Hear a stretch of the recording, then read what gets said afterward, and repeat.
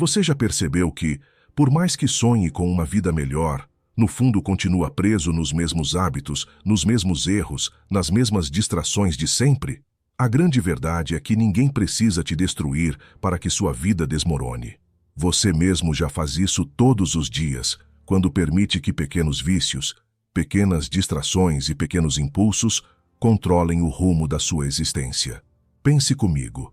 Quantas vezes você prometeu que iria mudar, que iria começar uma nova rotina, que iria se organizar, mas bastou um convite vazio, uma vontade repentina ou até mesmo a preguiça de levantar da cama para jogar tudo por terra? É sempre a mesma história. Você quer avançar, mas algo dentro de você insiste em puxar de volta. É como remar contra a corrente sem perceber que há um peso amarrado ao seu barco. O problema não é que a vida seja difícil. O problema é que você ainda está acumulando pesos que não deveria carregar. Você perde energia em coisas que não importam, se preocupa demais com opiniões sem valor. Deixa o que realmente é essencial de lado para correr atrás do que só rouba sua paz. A cada vez que isso acontece, você não percebe, mas está se afastando da vida que merece. E aqui entra a sabedoria estoica. O mundo não vai se dobrar para você. As pessoas não vão parar de te testar e o tempo não vai desacelerar para que você arrume a sua vida. É você que precisa assumir o controle, cortar os excessos e focar no que é realmente importante. Não é sobre ter sorte, não é sobre esperar pelo momento certo. É sobre parar de desperdiçar seu tempo com o que não serve e começar a construir agora o que realmente importa. E é isso que eu vou te mostrar hoje. As 12 coisas que estão te afastando da vida que você merece. Se você identificar apenas uma delas na sua rotina, já vai entender por que parece que está preso no mesmo lugar. Então, antes de começarmos, já deixe o seu like, se inscreva no canal e escreva aqui nos comentários a frase "Vou organizar minha vida", para que eu saiba que você está comprometido em realmente transformar a sua vida. Agora, vamos direto para o vídeo. 1. Procrastinar decisões importantes. Se existe um inimigo silencioso que rouba o seu futuro todos os dias, esse inimigo se chama procrastinação. Não aquela procrastinação pequena de adiar uma tarefa doméstica ou um detalhe sem importância, mas aquela que se infiltra nas grandes escolhas da sua vida. Decidir trocar de carreira, encerrar um relacionamento tóxico, começar um projeto que pode mudar o rumo da sua história, cuidar da saúde. Tudo isso muitas vezes você empurra para amanhã, e esse amanhã nunca chega. A procrastinação de decisões importantes é traiçoeira porque não parece um problema imediato. Você até diz para si mesmo: não é que eu não vá fazer, eu só não vou fazer agora. E esse agora se repete por semanas, meses, até anos. A vida passa, as oportunidades desaparecem e você continua na mesma posição, acreditando que ainda tem tempo, que ainda pode decidir quando quiser. Mas a verdade é que cada dia que você adia uma decisão essencial, você já está decidindo, está escolhendo permanecer onde está. Pense nisso como alguém parado diante de uma bifurcação em uma estrada. À esquerda, uma vida de crescimento, esforço e possibilidades. À direita, a continuidade da rotina comum, repetitiva e previsível. Ao ficar parado, sem escolher, o que acontece? O tempo empurra você automaticamente para o caminho da inércia, porque não escolher já é uma escolha. E na maioria das vezes, é a escolha de não evoluir. Talvez você já tenha vivido isso. Acordar numa manhã comum, olhar para o teto e pensar: se eu tivesse tomado aquela decisão lá atrás, hoje minha vida estaria diferente. Essa é a dor da procrastinação. Ela não dói no momento em que você adia, mas depois, quando olha para trás e percebe o que perdeu. Imagine estar sentado à beira do mar, observando as ondas que se aproximam da areia. Cada onda que vem é uma oportunidade. Se você não mergulhar, ela quebra, recua e desaparece para sempre. A vida funciona da mesma forma. As oportunidades não ficam paradas esperando você se sentir pronto. Elas passam, seguem adiante, e você fica apenas com a lembrança do que poderia ter sido. Os estoicos entendiam muito bem isso. Eles sabiam que a vida é curta demais para ser desperdiçada com hesitação. Sêneca dizia que não é que tenhamos pouco tempo, mas que desperdiçamos muito. E adiar decisões é justamente desperdiçar o recurso mais precioso que temos, o tempo. Enquanto você fica preso em cálculos, medos e justificativas, os dias continuam correndo, indiferentes às suas desculpas. A procrastinação, em sua essência, é um conforto temporário. Você adia porque sente medo de errar, medo do julgamento dos outros, medo de perder algo ao escolher. Então, decide não escolher. Mas é como ficar na beira de uma piscina com medo da água. Você nunca nada, nunca aprende, nunca sente a experiência. Agora, pense no dia a dia. Quantas pessoas você já viu deixando de cuidar da saúde porque semana que vem começo a academia? Quantos continuam em relacionamentos falidos porque não é o momento certo para terminar? Quantos ficam em empregos que odeiam porque, talvez no próximo ano, eu tente algo novo? O problema é que esse próximo ano chega e a pessoa continua exatamente onde estava, mas ainda mais frustrada e mais distante da vida que poderia viver. Curiosamente, a natureza nos mostra o oposto. Observe uma árvore crescendo em direção ao sol. Ela não adia o movimento. Não diz, amanhã eu cresço mais um pouco. Ela simplesmente cresce. A vida pulsa no presente e a árvore não hesita em cumprir sua função. O ser humano, por outro lado, cria justificativas elaboradas para não agir e com isso se afasta da sua própria natureza de evolução. A pergunta que você deve se fazer é simples. O que você está adiando hoje que está te roubando o amanhã? Pode ser uma decisão pequena, como mudar um hábito, ou grande, como mudar de rumo profissional. Seja qual for, adiar é a pior escolha que você pode fazer. Porque enquanto você adia, outros estão agindo, outros estão crescendo, e o tempo não espera ninguém. O caminho estoico é claro. Não espere o cenário perfeito para agir, porque ele nunca virá. Não espere se sentir 100% pronto, porque isso é uma ilusão. A preparação acontece no caminho, não antes de começar a andar. E se você realmente quer arrumar a sua vida, precisa começar enfrentando esse inimigo. Faça agora o que sabe que precisa ser feito. Decida, mesmo com incertezas, mesmo com medo. O preço de agir pode ser alto, mas o preço de não agir é muito maior. É viver uma vida mediana, longe daquilo que você poderia ser. 2. Buscar a aprovação constante dos outros. Tem algo curioso sobre o comportamento humano. Por mais que você tente parecer independente, autossuficiente, firme nas próprias escolhas, no fundo, lá no fundo, você ainda se importa com o que vão pensar. Ainda espera ser aceito. Ainda busca, muitas vezes sem perceber, um olhar de validação. Parabéns. Você fez certo. Eu também faria assim. E não há problema em receber elogios. O problema começa quando você precisa deles para seguir em frente.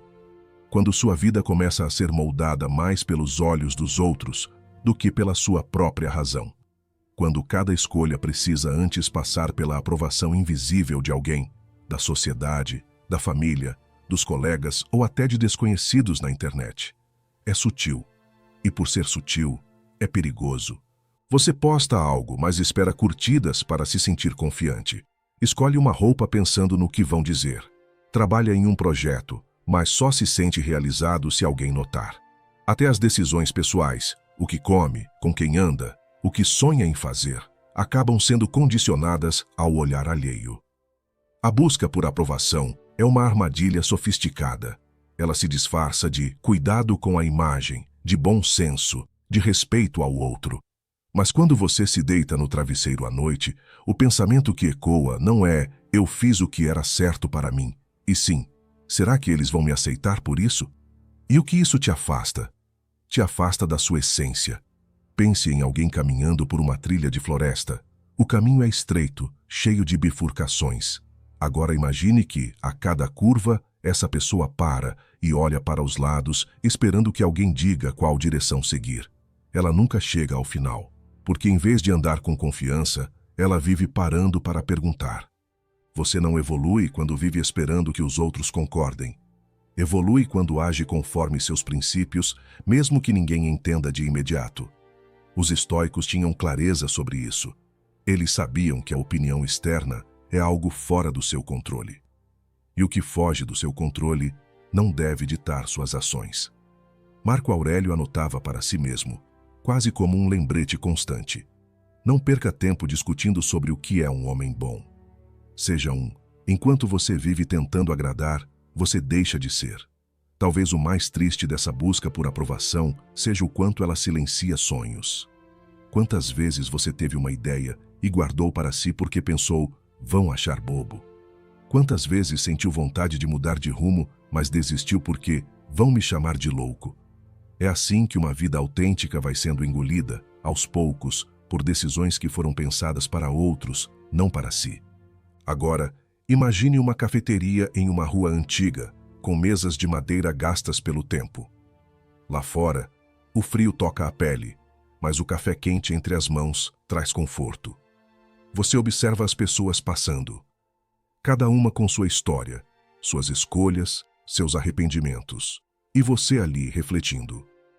Quantas dessas pessoas estão vivendo a própria vida e quantas estão apenas seguindo um roteiro escrito por outros? Você não foi feito para viver no eco da opinião alheia. Existe uma liberdade silenciosa em não precisar mais da aprovação de ninguém. Você não precisa anunciar isso. Não precisa parecer rebelde. Não precisa se afastar das pessoas. Apenas precisa se lembrar, todos os dias, que a sua consciência vale mais do que qualquer aplauso. A busca por validação é um vício moderno, alimentado por likes, seguidores e palmas vazias. Mas quem vive de aplausos também morre quando o palco esvazia. Seu valor não está no que pensam de você, mas no que você faz com sua vida. E a ironia é que, quando você finalmente deixa de tentar agradar a todos, começa a ser respeitado por muitos. Porque quem é firme, ainda que cause desconforto, é sempre admirado em silêncio. Então pare por um instante, feche os olhos, respire fundo, volte para dentro e pergunte: se ninguém mais pudesse ver o que eu faço, ainda assim eu faria? Se a resposta for sim, continue. Se for não, talvez você esteja vivendo mais para os outros do que para si. E aqui está o ponto. Enquanto você buscar ser aceito por todos, nunca será você de verdade. E nunca viverá a vida que merece viver. Antes de seguirmos para a próxima lição, eu tenho uma notícia rápida para você.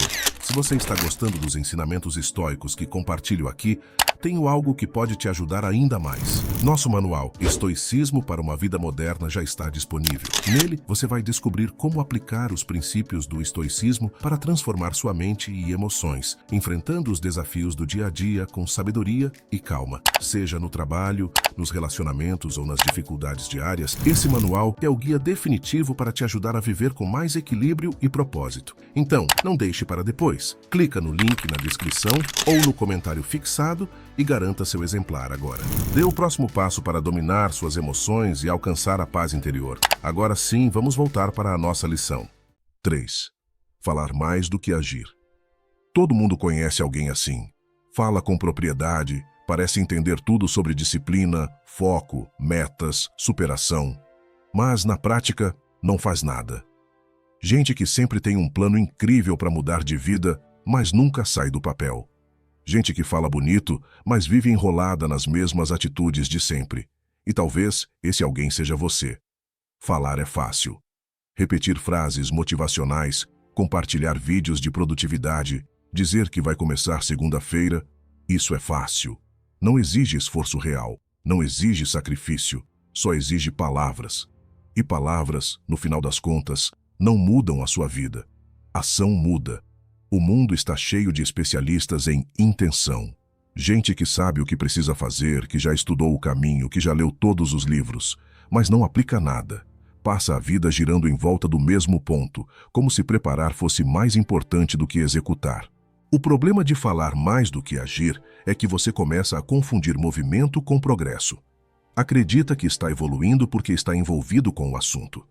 Você pesquisa sobre alimentação saudável, vê vídeos de treino, até compra roupas de academia, mas não treina. Fica com a sensação de que está fazendo algo, mas é só preparação eterna. E aí o tempo passa. 1 mês, 3 meses, 1 ano. E sua vida continua igual porque você ficou preso na teoria. Sabe aquele amigo que vive dizendo que vai empreender, mas está há 4 anos com a mesma ideia parada? Ou aquele parente que fala que agora vai cuidar da saúde, mas toda semana inventa uma desculpa? Pois é assim que muitos vivem. O tempo vai escorrendo entre os dedos, enquanto as palavras continuam fortes, mas os resultados não aparecem. Você pode até impressionar os outros com discurso, pode parecer alguém centrado, alguém com visão, mas a sua realidade vai sempre te desmentir, porque a verdade não está no que você diz, está no que você constrói dia após dia, quando ninguém está vendo. E é por isso que os estoicos falavam tão pouco sobre si mesmos. Eles preferiam ser discretos, calados, reservados, porque sabiam que falar demais é sinal de quem precisa convencer o mundo de algo que nem acredita de verdade. Epicteto dizia: não se vanglorie por não sentir sede, antes beba quando tiver sede como os outros. Em outras palavras, pare de mostrar, apenas viva. Agora, traz isso para o cotidiano. Imagina um cara acordando cedo numa segunda-feira. Ele prepara o café, senta no sofá, abre o celular e começa a assistir vídeos sobre produtividade. Se empolga, comenta, compartilha. Fala para a esposa que agora vai, que dessa vez é diferente. Mas aí, ao invés de levantar e agir, ele se afunda no sofá de novo. Só mais um vídeo. Vou anotar minhas metas. Preciso de mais clareza. E amanhã passa. O dia vai embora. Ele termina a segunda-feira do mesmo jeito que terminou a anterior, cheio de ideias e zero execução. É aí que mora o fracasso invisível. A pessoa acredita que está no caminho certo só porque está falando sobre ele. Mas o corpo continua parado, a mente continua cheia de desculpas e a vida continua travada. Falar demais enfraquece a vontade de agir, porque o cérebro entende que você já está lidando com o problema. Você verbaliza tanto a ideia que ela parece resolvida, mas não está. E isso te afasta cada vez mais do momento de colocar a mão na massa. Agora pensa diferente. Imagina alguém que acorda, não fala nada, só levanta, arruma a cama, veste a roupa de treino, sai de casa e vai treinar. Volta, toma um banho frio, toma o café, organiza o dia e começa a trabalhar. Sem alarde, sem anúncio, sem precisar da aprovação de ninguém. Essa pessoa está mudando de verdade, porque está fazendo. Ação silenciosa. Esse é o caminho. Se você quer mudar sua vida, pare de falar tanto sobre isso. Porque quanto mais você fala, mais você convence a si mesmo de que está fazendo algo. E você não está. Você está criando um teatro interno para se sentir bem, mas sem resultado. Comece a se comprometer em silêncio. Deixe que seus hábitos falem por você, porque no fim das contas, ninguém vai lembrar do que você disse, só vão lembrar do que você fez. Então, da próxima vez que estiver prestes a anunciar um novo plano, pergunte a si mesmo: vale mais a pena falar ou simplesmente levantar e começar? 4. Reagir por impulso em vez de refletir. Respire fundo. Agora imagine que você está diante de um lago. As águas estão calmas, cristalinas, espelhando o céu limpo e as árvores ao redor. O silêncio é quase absoluto, interrompido apenas pelo som suave do vento passando entre os galhos. Esse lago representa a sua mente, serena, lúcida, tranquila. Mas então, uma pedra é lançada e as águas se agitam. É assim que os impulsos funcionam. Eles são como pedras jogadas sem pensar. Eles quebram a clareza da sua mente antes mesmo que você perceba. E quando a água volta a se acalmar, o estrago já foi feito. Reagir por impulso é permitir que o primeiro instinto governe o seu comportamento. É ser guiado pela velocidade das emoções, não pela profundidade da razão. E essa velocidade cobra um preço. Palavras ditas no calor da raiva, decisões tomadas por ansiedade, atitudes movidas por orgulho. Tudo isso gera consequências que poderiam ser evitadas com uma simples pausa, mas a maioria não pausa. A maioria reage. Reage a um comentário atravessado como se estivesse sendo atacada. Reage a uma crítica como se fosse uma ameaça pessoal. reage a uma frustração como se o mundo estivesse conspirando contra ela. E nessa sucessão de reações rápidas e rasas, a pessoa vai se moldando pelas circunstâncias e não por escolhas conscientes. O estoico não vive assim. O estoico se observa antes de responder. Ele entende que o controle não está no que o outro faz, mas no que ele faz com o que recebe. O impulso, por definição, não pensa. Ele só quer resolver rápido. E é aí que mora o problema. O que é resolvido rápido demais, geralmente é resolvido mal. Imagine agora outro cenário. Um animal selvagem, um javali, assustado, reage ao menor ruído, corre sem direção, se choca com obstáculos. Ele vive em estado de alerta. Qualquer movimento pode ser uma ameaça. E por isso ele age antes de pensar, porque seu cérebro é programado para sobreviver, não para refletir. Mas você não é um javali. Você não precisa viver como se estivesse sendo caçado. Você tem a capacidade de parar, observar, respirar e então escolher a melhor resposta. Essa é a vantagem do ser humano, a possibilidade de não ser refém da própria natureza instintiva. Mas o que vemos hoje é o contrário. Pessoas altamente reativas, emocionalmente inflamáveis, dominadas por impulsos que acendem e explodem antes que qualquer racionalidade tenha espaço. Uma discussão começa e a pessoa já levanta a voz. Uma contrariedade surge e ela já toma uma atitude extrema. Um desejo aparece e ela já cede sem pensar nas consequências. Você já viu isso acontecer com você? Aquele momento em que você diz algo que não queria, faz algo que depois se arrepende, decide algo importante apenas para aliviar uma tensão momentânea? A raiva é uma das formas mais comuns de impulsividade. Quando você não aprende a observar a raiva antes de agir, você entrega o controle ao outro. Quem te irrita, te controla, porque é ele quem dita a sua reação. O impulso é rápido, mas vazio. A reflexão é lenta, mas cheia de força. A calma é subestimada por quem vive apressado, mas é ela quem define os mestres da própria vida. Pensa nisso. O que te faz respeitar uma pessoa? Alguém que explode por qualquer coisa, que responde de forma agressiva, que vive se justificando por ter sangue quente, ou alguém que permanece sereno diante do caos, que fala baixo mesmo quando todos gritam, que observa antes de intervir? A força verdadeira é silenciosa. Se você quer evoluir, precisa desacelerar por dentro. Precisa deixar de ser um reflexo do ambiente e começar a ser um centro de decisão. Um ponto de equilíbrio em meio à confusão. A próxima vez que algo te irritar, experimente não reagir. Apenas observe. Sinta o impulso se formar, crescer e passar. Ele sempre passa, como uma onda. E quando passar, veja se ainda faz sentido responder. Você vai se surpreender com a quantidade de coisas que não merecem resposta nenhuma. A vida ganha outra qualidade quando você domina os espaços entre o estímulo e a reação. É nesse pequeno intervalo que a liberdade começa. E é nesse intervalo que mora o seu poder. 5. Viver preso em redes sociais. Abre o olho. A primeira coisa que você faz é esticar o braço, pegar o celular e abrir o Instagram. Ou talvez o TikTok, ou o WhatsApp. Ou tudo isso ao mesmo tempo. O mundo nem começou direito lá fora, mas dentro da tela já está a todo vapor. A vida dos outros acontecendo em alta velocidade, enquanto a sua mal começou a respirar. Você já percebeu isso? Acorda, desliza, desliza, desliza. Desce o feed como quem busca alguma coisa. Só não sabe o quê. Às vezes é um vídeo engraçado. Às vezes uma frase motivacional. Às vezes uma indireta que parece direta demais. Você não planejou nada disso, mas tudo te consome como se fosse urgente. E sem perceber, os minutos viram meia hora. A meia hora vira uma hora. E seu dia já começou dominado.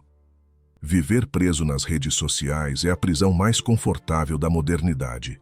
Não tem grades, não tem cadeados. Só tem uma tela que te recompensa com dopamina a cada deslizada com o dedo. Parece inofensivo, mas está drenando sua energia, sua atenção e sua capacidade de viver de verdade. E o mais irônico, você até sabe disso, só não consegue parar. Você sente ansiedade, sente que está perdendo tempo, sente que sua cabeça está sempre cheia. Mas continua lá, olhando stories de gente que você nem gosta tanto assim, vendo reels que não vão te ensinar absolutamente nada, acompanhando brigas, dancinhas, comparações, ostentações e dramas vazios que não têm nada a ver com a sua vida, mas que de alguma forma te deixam mexido. Você se compara com o corpo de um influenciador que vive de treinar, comer certo e se fotografar. Se compara com a vida de alguém que está em Paris num dia, em Dubai no outro e no terceiro já está de volta com uma legenda inspiradora. Mas você nem parou para pensar que aquilo é só uma fração recortada de uma realidade editada. Você compara seu bastidor com o palco dos outros. E adivinha quem sempre sai perdendo? As redes não foram feitas para te informar. Elas foram feitas para te prender. A lógica delas é simples. Quanto mais tempo você passa nelas, mais você vale. Mas você é um produto que elas podem vender. E acredite, enquanto você rola a tela, alguém está ganhando dinheiro com seu tempo perdido. Sabe aquela sensação de estar sempre com a cabeça acelerada, mesmo sem ter feito nada concreto? Aquela dificuldade de focar, de terminar algo que começou, de ter clareza nas ideias? Pois é. Pode agradecer a overdose de estímulos que você se impôs voluntariamente. Um vídeo de 7 segundos, depois outro. Seu cérebro não foi feito para isso. Você está treinando ele para ser inquieto, impaciente e viciado em recompensa instantânea. Aí, quando precisa sentar para estudar, trabalhar, resolver algo sério, ele trava.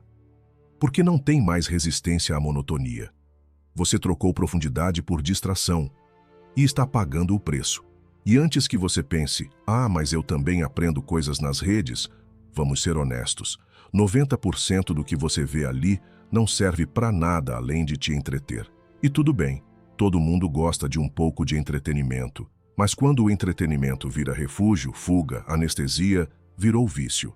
E vício, seja do que for, é sempre uma forma de fuga. Enquanto isso, sua vida real fica ali, em segundo plano. Você não olha mais nos olhos das pessoas. Anda na rua com o rosto enterrado na tela. Vai ao banheiro com o celular na mão. Almoça com o celular do lado. Dorme com o celular no peito. E se ele acaba a bateria, parece que você perdeu uma parte do corpo. A pergunta que precisa ecoar é simples. Quem está no controle? Você ou a tela? Os estoicos nos ensinavam a não sermos escravos das paixões, das emoções ou dos prazeres. Mas hoje, a nova escravidão se chama distração. E ninguém precisa mais te acorrentar. Você mesmo constrói sua cela, com Wi-Fi potente e notificações ativadas. Quer mudar isso? Comece pequeno. Um limite de tempo, um horário sem celular, um livro no lugar de um vídeo, um café silencioso no lugar de 20 reels, uma conversa real, olho no olho, sem notificação cortando o raciocínio. A diferença entre uma mente ocupada e uma mente presente é brutal. E você vai sentir isso na primeira manhã que acordar e não abrir o celular nos primeiros 10 minutos. Vai parecer estranho, mas vai parecer certo. Porque no fundo, o mundo fora da tela ainda existe. E está esperando você voltar para ele. 6. Comparar sua vida com a dos outros. Outro dia, saí para caminhar sozinho. Era fim de tarde, a estrada estava vazia e só o som dos meus passos me acompanhava. O vento batia de lado, trazendo aquele cheiro bom de terra úmida, e as folhas farfalhavam sem pressa, como se dançassem com o tempo. Não levei fone de ouvido, nem celular, só uma mochila nas costas e os pensamentos na cabeça. Em determinado ponto da trilha, avistei, à distância, outra pessoa caminhando. Estava à frente, com passos firmes. Parecia estar indo rápido, mais determinado que eu. Por um momento me peguei comparando a velocidade dele com a minha. Ele estava mais à frente, parecia mais preparado, tinha um equipamento melhor. Talvez estivesse mais acostumado com o caminho. E eu ali com minha mochila velha, com um pouco de cansaço nas pernas e a sensação de estar atrasado. Mas aí percebi, ele estava em outra trilha. Não havia começo nem destino igual ao meu. O caminho dele era outro, o ritmo dele era outro. E naquele instante, Algo me caiu como uma pedra dentro do peito. A comparação rouba a paz. É isso que a maioria de nós faz, o tempo todo. Não importa o quanto avançamos, se olhamos para o lado e vemos alguém mais à frente, sentimos que estamos ficando para trás. A gente esquece do que está carregando, do que já percorremos, e começa a medir a própria jornada com régua alheia. A comparação é um tipo de veneno silencioso. Diferente do impulso, da raiva ou do vício visível, ela se instala sutilmente. Você não percebe, só começa a sentir o incômodo. A sensação de que não está indo rápido o suficiente, não está alcançando o suficiente, não está vivendo o suficiente. Você olha para o lado e vê alguém sorrindo em uma rede social. Aparentemente feliz, com a vida resolvida, alcançando metas que você ainda nem conseguiu sonhar. Mas o que você não vê são as dores escondidas por trás da câmera, os medos que não aparecem nos stories, as falhas cortadas nas edições. Comparar sua vida com a dos outros é como caminhar numa montanha, mas com os olhos fixos nas outras trilhas ao redor. Você tropeça, você perde o equilíbrio, você esquece de olhar para os próprios pés. Os estoicos sabiam disso. Eles não falavam em competir com o outro, mas em superar a si mesmo. Porque é essa a única medida justa. Você contra você. Seu eu de hoje contra o seu eu de ontem. E essa comparação saudável não te destrói. Ela te constrói. Agora pense numa árvore. Uma árvore forte, de tronco firme, que cresce no meio do campo. Ela não se curva porque uma outra do outro lado da estrada está mais alta. Ela cresce no tempo dela, no ritmo que o solo permite, no compasso que a luz alcança. E no momento certo, ela floresce, silenciosamente, sem se preocupar com quem está olhando. Você também é assim. Sua vida é como uma trilha única, com curvas que só você vai entender, com subidas que só você vai ter força para enfrentar, com paisagens que só você vai ver quando estiver no ponto certo da sua jornada. Então não se apresse. Não se desgaste tentando correr na velocidade dos outros. Talvez eles estejam indo para um lugar que nem te interessa. E se alguém te ultrapassar, não tem problema. Nem toda vitória precisa de plateia. Algumas vitórias são internas, e as melhores são aquelas que ninguém aplaude, mas que fazem você dormir em paz. Na próxima vez que você sentir que está ficando para trás, respire fundo. Pense na sua trilha, nos seus passos, no seu vento, na sua mochila. Você está exatamente onde precisa estar para aprender o que só você pode aprender. E continue andando, mesmo que em silêncio, mesmo que devagar, porque ninguém vive uma vida inteira correndo. Mas quem caminha com consciência constrói uma força que os outros nunca vão entender. 7. Fugir do desconforto necessário para crescer. Chega de mimimi. Chega de romantizar o processo, de achar que a evolução vem embalada com fita vermelha e música suave ao fundo. Crescimento dói. E se você não está disposto a passar pelo desconforto, então pare agora mesmo de dizer que quer mudar de vida. Porque isso é mentira. Você não quer crescer. Você quer se sentir bem, mas os dois raramente andam juntos. Crescer exige desconforto. Incomoda, cansa, tira o ar, faz você olhar para dentro e ver coisas que preferia ignorar. Faz você sair da cama quando está frio, calar quando queria gritar, continuar quando o corpo quer parar. Crescimento não tem glamour. Tem silêncio, disciplina, repetição. E sabe o que a maioria faz diante disso? Corre. Você foge do desconforto como se ele fosse um inimigo, quando na verdade ele é a única ponte entre a sua vida atual e a vida que você diz querer. Você diz que quer disciplina, mas não quer a dor de levantar cedo. Quer autocontrole, mas não quer o incômodo de resistir à tentação. Quer paz, mas não quer enfrentar o caos interior que precisa ser organizado primeiro. Quer a recompensa, mas recusa o caminho. E sabe o que é pior? Você se engana. Coloca nomes bonitos na sua fuga. Diz que não é o momento, que precisa esperar mais um pouco, que está se preparando. Mentira, você só está com medo de encarar a dor do processo. Mas adivinha? Não existe transformação real sem desconforto. Nenhuma. Quer mudar o corpo? Vai doer. Quer mudar a mente? Vai ser desconfortável. Quer mudar de ambiente? Vai se sentir fora de lugar por um tempo. Quer mudar hábitos? Vai ter abstinência, confusão, dúvidas. O problema é que você foi condicionado a fugir disso. Te ensinaram que desconforto é sinal de que algo está errado, que se está difícil, é melhor parar, que se dói, é porque não é o caminho certo. Besteira. A dor do crescimento é uma dor boa. Ela não te destrói, te forja. Sabe quem você admira hoje? Aquelas pessoas que parecem inabaláveis, firmes, fortes, conscientes. Elas passaram por esse desconforto. E mais, elas escolheram o desconforto. Foram lá e se colocaram em situações onde teriam que crescer na marra. Enquanto isso, você está aí, ajustando o travesseiro da zona de conforto. O que você chama de bem-estar é, na verdade, uma estagnação disfarçada. Você está confortável demais, e isso está te matando aos poucos. A natureza não premia o que repousa, premia o que se adapta, o que resiste, o que evolui. Você já viu como o bambu cresce? Ele passa meses criando raízes antes de sequer aparecer acima da terra. Parece que está parado, mas não está. Está se estruturando, em silêncio, no escuro, no desconforto. E quando finalmente brota, ele cresce metros em poucos dias. Mas isso só acontece porque ele suportou a pressão lá embaixo primeiro. Agora me diz, o que você está evitando? Qual é o desconforto que você tem empurrado com a barriga? Começar aquele projeto? Dizer não para pessoas que te enfraquecem? Encarar a própria falta de foco?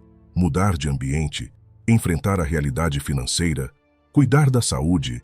Lidar com traumas antigos? Escolha qualquer um. Mas saiba, enquanto você fugir disso, você também estará fugindo da sua força. Os estoicos sabiam disso. Eles não se preparavam para um dia bom.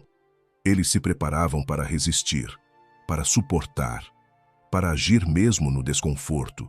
Não buscavam facilidades, buscavam constância.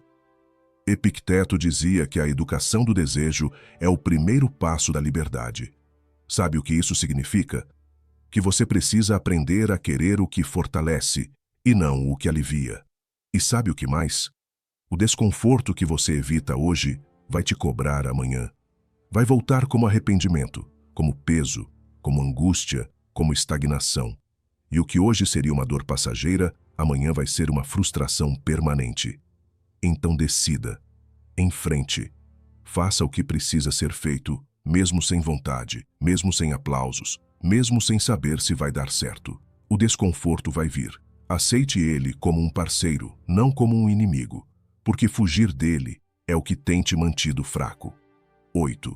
Reclamar ao invés de resolver. Se existe uma habilidade que o ser humano moderno domina com perfeição, é a arte de reclamar.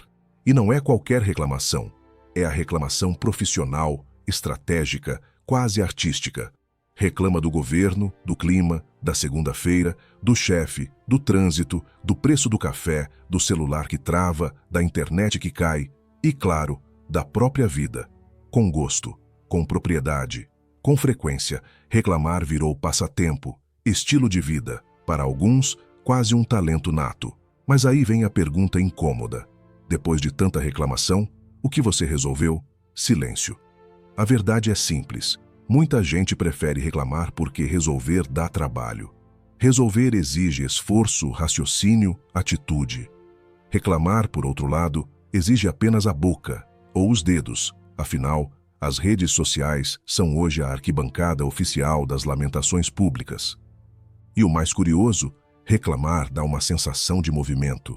A pessoa fala, desabafa, se indigna, cria uma tempestade verbal e sente que fez algo. Mas não fez nada.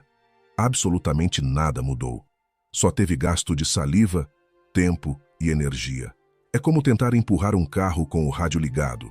Você faz barulho, se agita por fora, mas não sai do lugar. Repare, as pessoas que mais reclamam são as que menos mudam. E as que mais mudam, geralmente, não têm tempo para reclamar. Porque estão ocupadas fazendo, agindo, ajustando, evoluindo em silêncio. A reclamação constante cria um ciclo viciante. Quanto mais você reclama, mais você acredita que o problema está sempre fora de você. A culpa é do outro. A responsabilidade é externa. O cenário é injusto. Você apenas está sofrendo as consequências. Mas o estoicismo quebra isso como um martelo quebra uma pedra. Ele te joga na cara a realidade que você evita. Você não controla tudo, mas controla como responde. E se você pode agir, então calar e agir é mais nobre do que gritar e esperar. Sêneca dizia: não é porque as coisas são difíceis que não ousamos, é porque não ousamos que elas se tornam difíceis. A frase encaixa como uma luva naqueles que passam a vida lamentando a complexidade do mundo, mas não se mexem 1 centímetro para mudá-lo. Agora vamos analisar com mais calma e com um pouco de ironia. Você já ouviu alguém reclamar que não tem tempo para nada, mas assiste 3 temporadas inteiras de uma série em uma semana e ainda comenta: eu mereço um descanso. Sim, merece. Mas talvez não todos os dias da sua vida. Ou aquele que diz: ninguém me valoriza no trabalho, mas nunca entrega nada além do mínimo e chega atrasado 3 vezes por semana. Ou ainda o clássico: não aguento mais minha vida financeira, seguido da compra por impulso de algo inútil, parcelado em 12 vezes. É aí que a reclamação se transforma numa autoilusão. Você acredita que está se expressando, mas na verdade está reforçando sua própria estagnação. Está decorando a cela da sua zona de conforto com frases de revolta. E o mais interessante é que quando você para de reclamar, o mundo não muda. Mas você muda. E aí você começa a perceber oportunidades que estavam encobertas pelo barulho das suas próprias queixas. Quando você para de reclamar da segunda-feira, percebe que é um bom dia para começar algo novo. Quando para de reclamar do trânsito, começa a usar o tempo para ouvir algo útil. Quando para de reclamar do corpo, começa a cuidar dele. Simples e brutal. É por isso que a filosofia estoica valoriza o silêncio, porque muitas vezes o silêncio é mais forte que a reclamação. Ele é o espaço onde a ação nasce. E não confunda isso com repressão. Ninguém está dizendo que você não pode desabafar. Claro que pode. Mas se o seu desabafo é o mesmo há 3 anos, então talvez não seja um desabafo. É uma muleta emocional. Reclamar de tudo, o tempo todo, é como ter uma goteira e passar os dias dizendo: que saco essa goteira, enquanto a casa alaga. Resolver seria pegar uma escada e consertar, mas dá trabalho. Então você prefere ficar molhado, desde que possa continuar reclamando disso. Você percebe a insanidade? Se você quer mudar, comece pelo básico. Troque a reclamação pela responsabilidade. No lugar de dizer: isso está errado, pergunte: o que eu posso fazer com isso? Pode parecer pouco, mas é aí que a mudança começa. E quem começa a resolver, começa a crescer. 9. Se distrair facilmente em vez de manter o foco. É como andar por um labirinto com espelhos por todos os lados. Você entra com uma direção clara: vou fazer isso agora. Mas em poucos passos já está perdido em corredores que não planejou entrar. Um som chama sua atenção. Uma imagem brilha. Uma notificação pisca. Uma ideia paralela surge. E quando percebe, está longe da entrada, sem saber onde estava indo. A distração moderna não é barulhenta. Ela é sedutora. Ela sussurra. Ela convida. Ela te promete algo rápido, leve, prazeroso. Mas quando você aceita, ela te toma por completo. Você já tentou se concentrar em algo importante e de repente se viu pesquisando um assunto completamente irrelevante? Ou abrindo e fechando aplicativos em sequência, como quem procura algo que nem sabe o quê? Você entra para checar uma mensagem e sai dali 30 minutos depois, com 3 abas abertas, 4 pensamentos simultâneos e nenhuma tarefa concluída. A distração virou uma arquitetura invisível. Tudo ao seu redor foi projetado para te tirar do que importa. Não com violência, mas com doçura. E você vai, sem perceber. É como caminhar por uma floresta densa, onde cada galho aponta para um lado. O foco é a trilha estreita que segue em linha reta, quase imperceptível, mas cada som, cada luz entre as árvores, cada ruído distante te convida a sair dela. E você sai. A cada nova distração, um novo desvio. Quando percebe, já nem sabe de onde veio. Está desorientado. Não lembra mais por que começou. E o pior, se acostumou com isso. Porque se distrair virou o normal. E focar virou o esforço. A mente humana não foi feita para lidar com tantos estímulos ao mesmo tempo, mas hoje ela é tratada como uma sala de controle com 20 telas ligadas, todas gritando ao mesmo tempo. Resultado: superficialidade. Você faz tudo pela metade. Começa vários projetos, mas termina poucos. Está sempre ocupado, mas com a sensação de que não avançou. E à noite, deita na cama com um cansaço que não vem do corpo. Vem da fragmentação da mente. É como tentar carregar água com as mãos abertas. Você se movimenta, mas nada permanece. O foco, por outro lado, é como sentar em frente a um lago e ver a superfície se acalmar.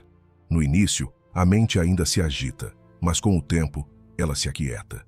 As ideias se organizam, as decisões ganham nitidez, e aquilo que parecia impossível de terminar, simplesmente flui. Os estoicos entendiam isso sem precisar de neurociência. Eles sabiam que uma mente dispersa é uma mente fraca, que quem não domina o foco se torna escravo dos impulsos, e por isso cultivavam a presença, a atenção, o domínio do pensamento.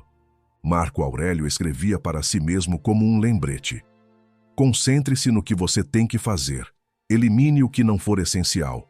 Isso é foco, não é pressa, não é produtividade forçada, é clareza.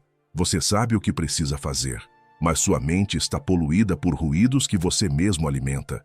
E não se trata apenas de redes sociais, embora elas sejam parte do problema. A distração também vem de dentro. Pensamentos desorganizados, preocupações aleatórias, desejos simultâneos. Tudo competindo por espaço. O foco é como uma lâmpada que acende no meio da escuridão. Ele exige escolha, renúncia, silêncio. Você precisa decidir. O que é prioridade? O que vai fazer agora? Apenas agora. Com presença e intenção. E depois, como vai proteger esse momento dos ladrões invisíveis que vivem rondando? Cada notificação que você abre sem necessidade, cada clique automático, cada pulo entre tarefas, está construindo o hábito da dispersão. E hábitos constroem destinos. Uma mente que pula demais nunca finca raízes. E você não cresce onde não aprofunda. Talvez seja a hora de tratar o foco como um ritual. Criar o ambiente, eliminar o supérfluo, dizer não com firmeza, colocar o celular longe, respirar e começar, mesmo que por apenas 20 minutos, porque o foco não volta de uma vez. Ele retorna aos poucos, como quem entra em casa com cuidado depois de muito tempo fora. E quando ele volta, a sua mente muda de estado. Você começa a ver o que os distraídos não veem. Você começa a criar o que os apressados não criam. Você começa a ser aquilo que os inquietos não conseguem sustentar. 10. Guardar rancores e reviver mágoas antigas. Tem coisas que a gente guarda como quem guarda um bilhete velho na gaveta. Não serve mais, mas também não tem coragem de jogar fora. E assim, fica ali, esquecido. Até que num dia qualquer, você abre a gaveta sem querer e ele está lá, com a mesma dor de sempre. É assim que muita gente vive, com mágoas empilhadas em cantos invisíveis da mente, com rancores que não falam mais alto, mas continuam sussurrando, dia após dia, na parte mais silenciosa do coração.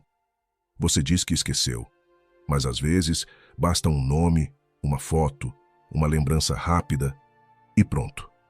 Tudo volta. Não o fato em si, mas o veneno que ele deixou. Guardar rancores é como manter brasas acesas dentro do peito. Você acha que está tudo bem porque não queima o tempo todo, mas lá no fundo está queimando devagar. E a fumaça disso aparece nos seus gestos, no seu olhar, no jeito seco de responder, no peso que você carrega sem perceber. A mágoa, quando não é tratada, se torna parte da mobília. Você se acostuma com ela, aprende a conviver e até acha que ela te fortalece. Agora eu sou mais desconfiado, você diz. Aprendi a não confiar em ninguém. Mas será que isso é força ou apenas ferida mal cicatrizada? Você já reparou como algumas pessoas revivem o passado com perfeição? Contam as histórias de dor com detalhes. A hora, a roupa, a frase. Como se tivesse acontecido ontem. E, de certa forma, aconteceu. Porque quem não solta, repete. Quem não perdoa, revive. E é nesse reviver que está o grande roubo de energia. Enquanto você revive o que te feriu, você paralisa tudo o que poderia estar nascendo agora. Uma nova amizade, uma nova fase, uma nova ideia sobre si mesmo. Tudo isso fica travado, porque você está ocupado demais, reencenando histórias antigas. Os estoicos tinham clareza sobre isso. Eles sabiam que não se trata de negar a dor, mas de não deixá-la governar. Sêneca dizia que a raiva é um veneno que tomamos esperando que o outro morra. O rancor é parecido. Você sofre todos os dias por algo que o outro talvez nem lembre mais. Você dorme abraçado com a ofensa, alimenta o que deveria ter morrido de fome. E sabe o que é mais cruel? Às vezes, a mágoa se torna identidade. Você se define por ela. Se agarra a ela porque, sem ela, parece que não sabe mais quem é. E aí, perdoar parece abrir mão do controle. Parece perder. Parece se rebaixar. Mas não é nada disso. Perdoar é abrir espaço. É jogar fora o bilhete rasgado. É arejar a casa. É deixar a luz entrar, onde há muito tempo só existe sombra. Você não precisa esquecer. Não precisa fingir que não doeu. Só precisa escolher que isso não vai mais te guiar. Não se trata de limpar o passado. Se trata de não deixá-lo sujar o presente. Talvez hoje seja o momento de olhar para dentro com mais honestidade. Quais histórias você tem carregado como âncoras? Que nomes ainda te pesam quando são ditos? Que episódios você revive em silêncio, como um filme que você jura já ter superado, mas ainda assiste por dentro? Você pode passar a vida inteira guardando essas cinzas, mas isso não te protege. Isso só te impede de voar. A mágoa acumulada cria uma parede entre você e a leveza. E viver com peso excessivo é exaustivo. Você tenta sorrir, mas algo dentro tensiona. Tenta confiar, mas algo puxa para trás. Tenta se abrir, mas a lembrança te fecha. É hora de esvaziar. Não por eles, por você. Jogue fora o que não te serve. Solte o que já passou. E se for difícil, comece pequeno. Escreva, fale, chore, mas solte. A liberdade emocional começa quando você para de se ferir com aquilo que já deveria ter ficado no ontem. Porque enquanto você guarda rancores, quem está preso é você. 11. Deixar o prazer imediato vencer o propósito maior. Imagine um homem parado diante de duas portas. A da esquerda está aberta, iluminada, com cheiro de comida quente, almofadas macias e uma música suave ao fundo. A da direita está fechada, com aparência antiga, sem som, sem cheiro, sem qualquer promessa visível. A maioria entra na da esquerda. Ali dentro tudo é fácil, tem recompensa rápida, alívio instantâneo, satisfação imediata. Não precisa esforço, não precisa planejamento, não precisa esperar. Basta querer, e já tem. O prazer está servido. Agora. Sempre. Mas há um detalhe que ninguém vê. Essa sala, confortável como é, começa a encolher com o tempo, pouco a pouco. E quanto mais você se acostuma com ela, mais difícil fica sair. As almofadas viram âncoras, a comida vira vício, a música vira ruído, e sem perceber, você não está mais descansando, está preso. A outra porta, aquela antiga e silenciosa, leva para uma trilha difícil, longa, irregular, com subidas, vento gelado e dias sem aplauso. Mas lá no final está o que você realmente queria: a força, a clareza, a grandeza, o respeito por si mesmo. O problema é que a maioria escolhe o que vem agora, não o que vem depois. E aí está o veneno. O prazer imediato é doce demais, mas a conta vem depois, salgada, pesada, silenciosa. Ele te promete alívio, mas entrega arrependimento. Te oferece conforto, mas depois te cobra com estagnação. Você ganha rápido, mas perde profundo. O propósito, por outro lado, é invisível no começo. Ele não te dá tapinha nas costas no primeiro dia. Ele não te oferece dopamina na largada. Ele apenas exige. Mas quando você começa a servi-lo, mesmo com sacrifício, algo dentro de você cresce, em silêncio, lento, disciplinado. O que tem atrasado sua vida não são as grandes tragédias, são as pequenas concessões diárias. É aquele só hoje que se repete todas as manhãs. Aquele eu mereço usado como desculpa para fugir daquilo que você disse que faria. Você diz que quer construir um futuro sólido, mas não resiste à distração de 5 minutos. Quer mudar o corpo, mas escolhe o prazer de uma sobremesa que dura 30 segundos. Quer paz interior, mas volta a cutucar a ferida porque dá uma sensação momentânea de controle. O prazer imediato é traiçoeiro porque vem com disfarce de liberdade. Mas é uma coleira invisível. Quanto mais você obedece, menos autonomia tem. Você começa a viver em função do alívio e não da construção. Os estoicos enxergavam isso com brutal clareza. Epicteto dizia: se você quer ser bonito, forte e saudável, precisa pagar o preço. Tudo na vida tem um custo, e o custo do propósito é o desconforto agora, assim como o custo do prazer agora é o arrependimento depois. Então pare e observe a sua rotina. Quantas vezes por dia você troca o longo prazo pelo alívio momentâneo? Quantas vezes você trai sua própria disciplina só para sentir algo bom por poucos minutos? Quantas portas iluminadas você já entrou, sabendo que estava se afastando daquilo que realmente queria? O seu propósito maior está sempre ali, esperando. Mas ele não grita, ele não implora, ele não se impõe, ele apenas permanece. E cabe a você decidir. Vai viver no sofá das recompensas fáceis, ou vai calçar as botas e seguir a trilha que constrói algo real? No começo, o prazer parece vitória, mas com o tempo, vira fraqueza. No começo, o propósito parece castigo, mas com o tempo, vira fortaleza. Você pode até se enganar por um tempo. Pode achar que está vivendo bem, que está aproveitando, que não tem problema. Mas vai chegar o dia em que você vai olhar para trás e perceber: construiu pouco, colheu pouco, avançou pouco, porque escolheu sentir ao invés de construir. E aí talvez seja tarde.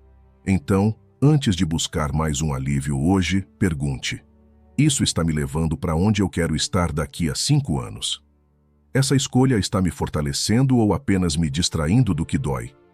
Se a resposta for me alivia, mas não me fortalece, você já sabe o que precisa fazer. E acredite, o ato de negar o prazer agora é o que prepara você para conquistar algo muito maior depois. 12. Viver no piloto automático sem questionar hábitos. O despertador toca. São 6h45. Você aperta o botão de soneca 2 vezes, talvez 3. Levanta no limite do horário, ainda com o rosto amassado e a cabeça pesada. Vai até o banheiro sem pensar, escova os dentes com a mesma mão de sempre, na mesma ordem de sempre. A água esquenta. Você toma banho sem se lembrar do que pensou enquanto a água caía. Sai, se veste. Come a mesma coisa, no mesmo prato, sentado no mesmo lugar, com o celular na mão deslizando o feed como sempre faz. Amanhã continua. Trânsito, música de fundo, reclamação mental. Chega ao trabalho, responde os mesmos e-mails, conversa com as mesmas pessoas, ri das mesmas piadas e conta os minutos para sair. À noite, um pouco de série, um pouco de rede social, talvez algo frito para comer rápido. Depois, o corpo desaba. E aí, você dorme. E no dia seguinte, tudo de novo. Sem pausa, sem pergunta, sem profundidade. Esse é o piloto automático. Uma vida tecnicamente funcional, mas emocionalmente ausente. Você está acordado, mas não desperto. Está vivo, mas sem perceber. Está andando, mas não sabe para onde. O hábito cega. Ele te convence de que está tudo certo só porque está tudo igual. Mas o tempo não perdoa quem vive assim. Ele continua passando, mesmo quando você não está olhando.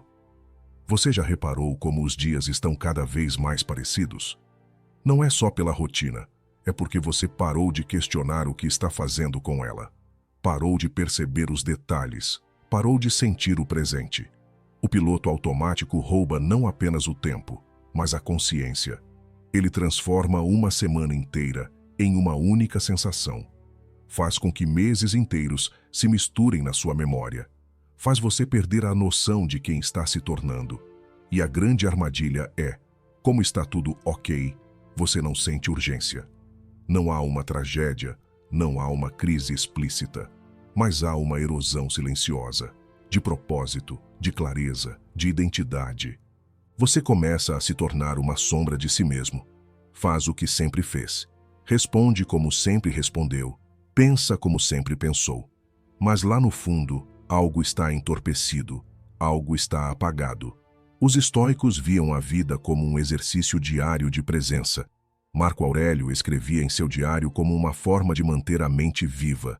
Ele se perguntava todos os dias: estou agindo como um ser racional ou estou apenas repetindo padrões? Pergunta simples, mas poderosa. Porque a repetição inconsciente é inimiga do crescimento.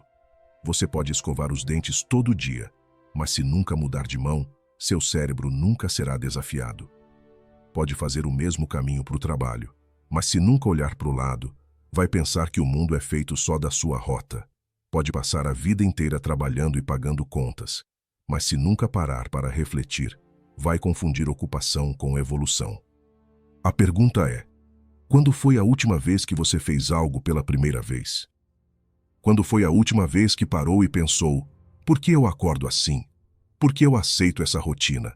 Por que eu ainda mantenho esse hábito? Por que eu ainda não mudei aquilo que me incomoda há anos? Você não precisa jogar tudo fora, não precisa virar a mesa, mas precisa acordar por dentro. Precisa voltar a ser alguém que se pergunta, que se observa, que se ajusta. Sabe o que é assustador? A maioria só percebe que estava vivendo no piloto automático quando algo trágico acontece. Uma perda, uma demissão, uma crise, um rompimento. É o famoso acordei depois do baque. Mas você não precisa esperar o baque. Você pode interromper esse ciclo agora. Como? Desligando o automático, mudando o ritmo, observando o que antes passava despercebido, fazendo uma escolha diferente no meio do dia, ouvindo uma nova música, tomando banho em silêncio, comendo com presença, trabalhando com propósito, falando com mais intenção. Acordar para a própria vida não exige uma revolução externa. Começa com uma simples pergunta: isso aqui ainda faz sentido para mim? Se sim, continue, com presença. Se não, mude, mesmo que um pouco. Mas não aceite viver como um fantasma operando uma máquina chamada rotina. Você não precisa de mais promessas nem de mais distrações. Precisa de consciência, de escolhas firmes, de cortes silenciosos. Cada coisa que você remove da sua rotina que te enfraquece, abre espaço para algo que te fortalece. É simples, mas exige coragem. Agora é com você. Se esse vídeo te despertou, deixa o like, se inscreva no canal e escreve aqui nos comentários: eu fiquei até o final, para eu saber quem está realmente comprometido com a própria evolução. E continue, porque o que começa em silêncio se transforma com consistência. Espero você no próximo vídeo. Até breve.